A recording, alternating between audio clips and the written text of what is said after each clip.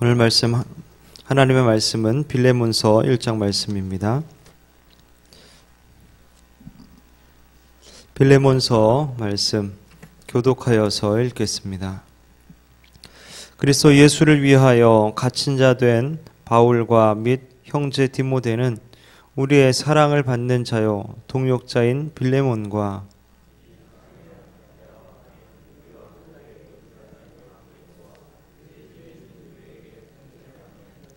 하나님 우리 아버지와 주 예수 그리스도로조차 은혜와 평강이 너희에게 있을지어다.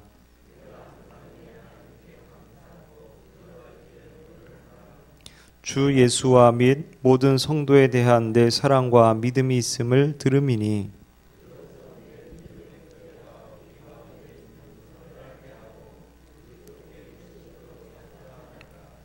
형제여 성도들의 마음이 너로 말미암아 평안함을 얻었으니 내가 너의 사랑으로 많은 기쁨과 위로를 얻었노라.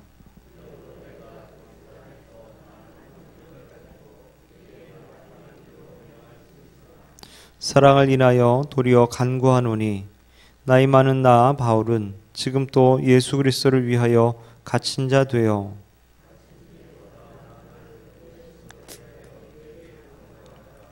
저가 전에는 내게 무익하였으나 이제는 나와 내게 유익함으로 저를 내게 머물러 두어 내 복음을 위하여 갇힌 중에서 내 대신 나를 섬기게 하고자 하나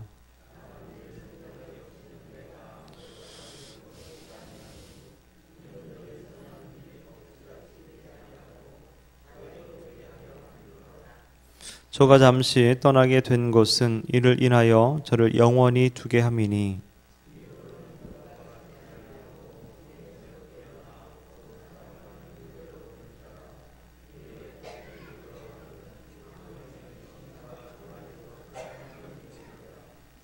그러므로 내가 나를 동무로 알진대 저를 영접하기를 내게 하듯 하고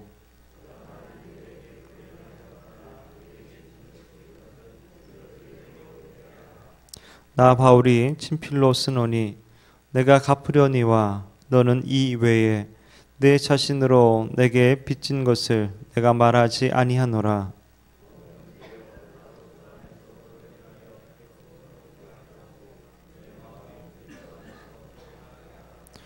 나는 내가 순종함을 확신함으로 내게 써노니 내가 나의 말보다 더 행할 줄을 아노라.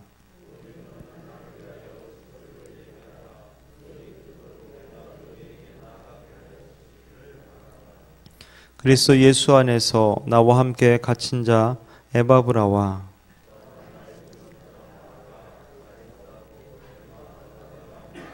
함께 읽습니다. 우리 주 예수 그리스도의 은혜가 너희 심령과 함께 할지어다.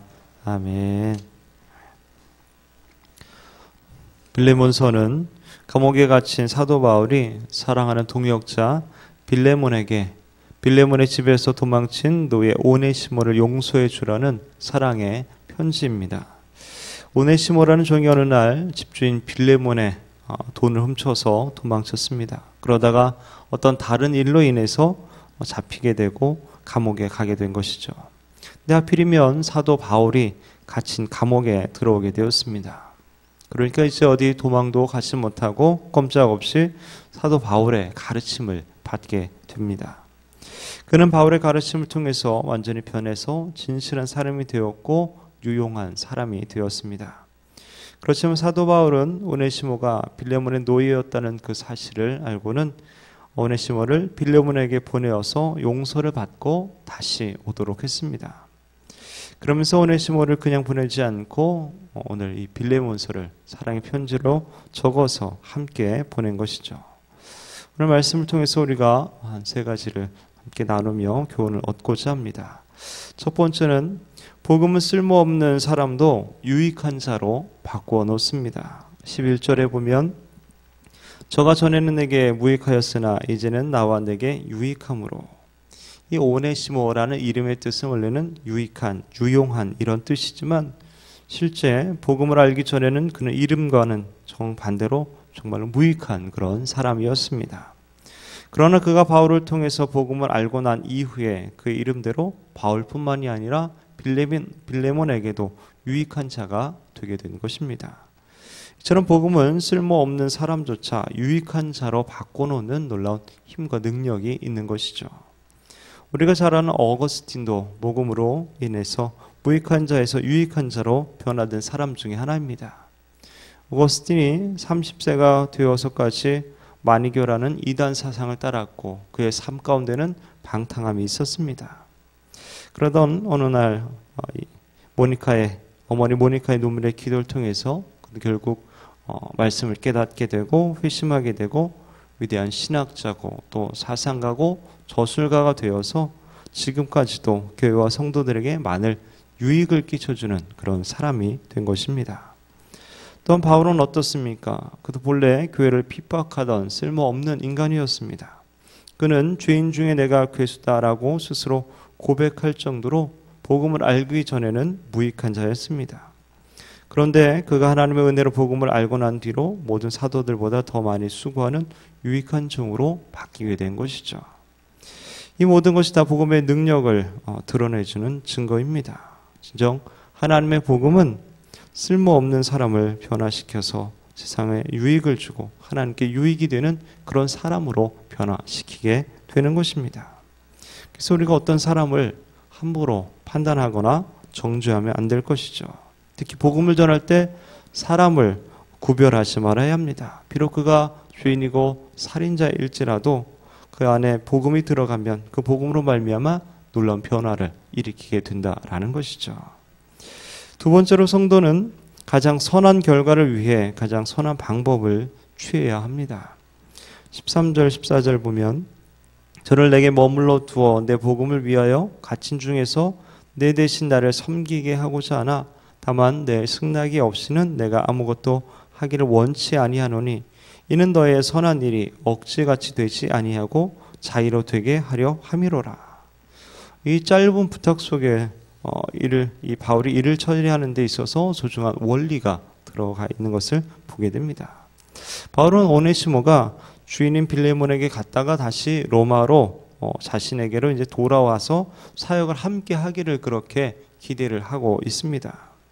근데 그런 결과를 이끌어내기 위한 바울의 방법이 매우 감동적입니다.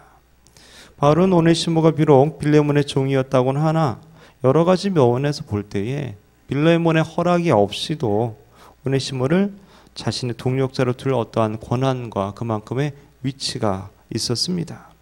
그럼에도 불구하고 바울은 그렇게 하지 않고 돌려보내게 되는 것이죠. 오네시모의 입장에서 보면 어땠을까요? 그가 가장 싫어하는 것이 옛 주인에게로 돌아가는 것 아니겠습니까? 그러나 바울은 무엇을 하나 하더라도 바르게 정확하게 하기를 원했던 것입니다. 아무리 친한 빌레몬이라 하더라도 그의 노예를 붙들고 있는 것은 옳지 않다라고 판단을 한 것이죠. 만약 오네시모를 보내지 않고 그대로 함께 사역을 한다면 결국 빌레몬을 속이게 되는 것이고 나중에 빌레몬이 승인을 한다 하더라도 그것은 억지로 순종하는 것밖에 되지 않는다라는 것이죠. 빌레몬 입장에서도 자기가 존경하는 사도 바울이 자기에게서 도망친 노예를 알면서도 말하지 않았다면 아마 그들의 관계는 그렇게 쉽진 않았을 것입니다. 자, 그렇다면 좀 더 쉬운 방법으로 빌레몬에게 그냥 편지를 써서 보내서 내가 오네시모를 데리고 있으니 그냥 이해해 주기 바란다. 이렇게 했다면 더 편하지 않았을까요? 하지만 그렇게 하지 않고 용서를 받고 다시금 로마로 오게 그렇게 하죠. 왜 이렇게 일을 복잡하게 어렵게 힘들게 귀찮게 할까요? 이만큼 사람의 마음이라는 것은 쉽게 풀기 어려운 그런 것입니다. 아마도 바울이 그냥 편지만 써서 쉽게 해결하려고 했다면 빌레몬의 마음속에는 이 도망친 노예 오네시모에 대한 나쁜 감정이 계속 아마 남아 있게 될 것이고 완전한 용서가 되지 못했을 것입니다. 우리가 어떤 일을 하면서 그 결과가 선하게 되기를 바란다면 그에 상응하는 그런 선한 방법이 함께 따라야 한다는 것이죠.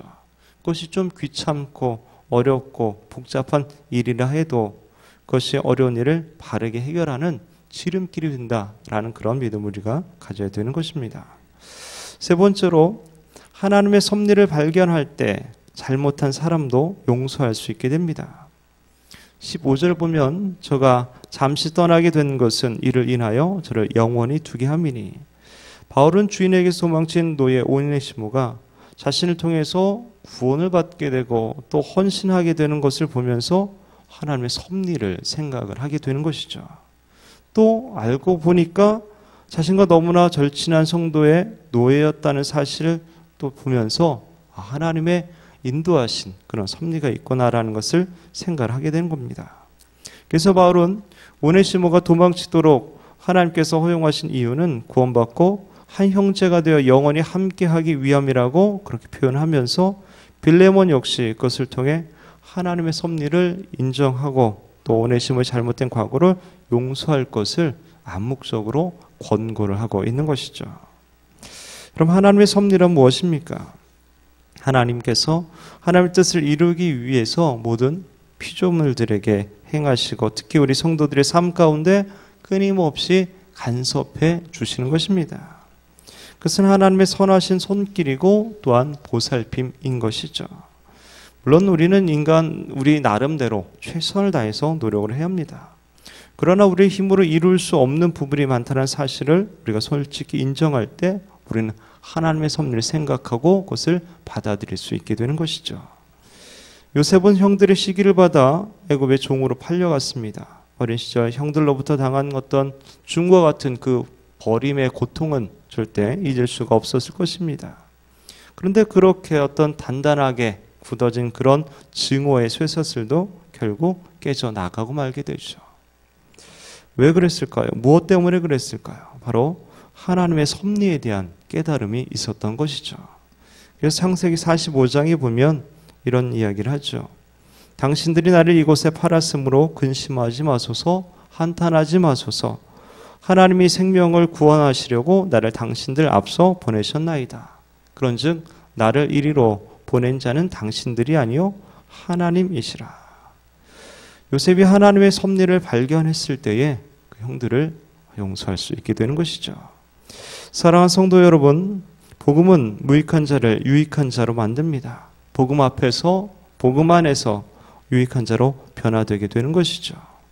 또한 선한 일을 할 때 우리는 결과만 보지 말고 그 과정 또한 그 방법 또한 선한 방법으로 해야 합니다.